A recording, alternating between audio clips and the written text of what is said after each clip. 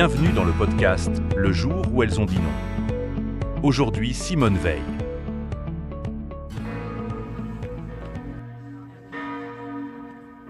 Simone Jacob naît en 1927 à Nice.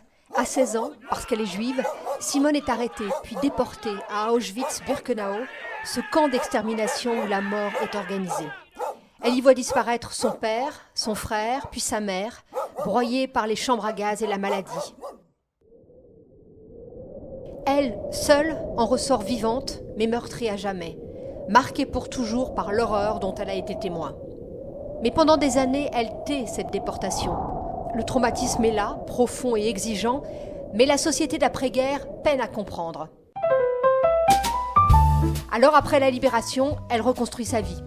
Elle se marie, poursuit ses études, entre dans le droit, se consacre à la justice et à l'administration publique, et elle se fait connaître pour son intelligence, sa rigueur, son honnêteté.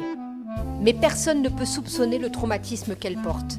L'enfance brisée par la Shoah, le silence qu'elle garde au fond d'elle. Sa carrière politique commence. Elle devient ministre de la Santé et défend avec courage la loi sur l'IVG en 1974, protégeant le droit des femmes à disposer de leur corps. Elle vit avec ce traumatisme, elle avance, elle agit. Mais un jour de 1976, tout bascule. Elle est en déplacement pour la pose de la première pierre d'un hôpital. Tout semble protocolaire. Elle descend de voiture en élégant tailleur rose saumon. Les officiels sont là, la caméra est braquée. Bref, un geste banal, un rituel de ministre. Mais Simone Veil va transformer ce geste en un acte de vérité. Elle prend la truelle, pose la première pierre. Une voix d'homme hors champ flatte ce geste. « Vous avez une certaine technique déjà ?» Et elle répond, avec douceur et gravité. « J'ai déjà fait ça, vous savez. J'ai fait ça, en déportation. Alors je fais ça très bien. » Une vérité qui tombe comme une pierre sur le ciment. Et se baissant, pour récupérer son sac à main, elle ajoute, simplement, « Ça a été mon métier. » C'est la première fois qu'elle l'évoque à la télévision, publiquement. Ce geste, ce mot, ce silence brisé, c'est tout le courage de Simone Veil.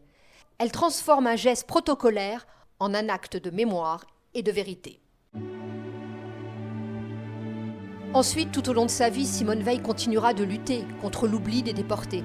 Elle devient membre du Conseil constitutionnel, intègre l'Académie française et préside la Fondation pour la mémoire de la Shoah, rappelant à chaque instant le devoir de mémoire.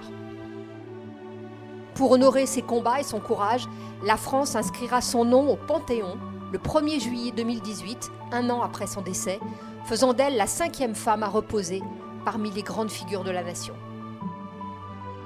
Car en 1976, dans ce geste discret mais fort, Simone Veil a refusé l'oubli comme la honte et elle a choisi la vérité. Et cette vérité nous éclaire encore parce qu'elle nous apprend à regarder l'histoire en face pour ne pas la laisser se répéter. Vous écoutiez le podcast « Le jour où elles ont dit non ». Rendez-vous au prochain épisode pour une nouvelle histoire de courage.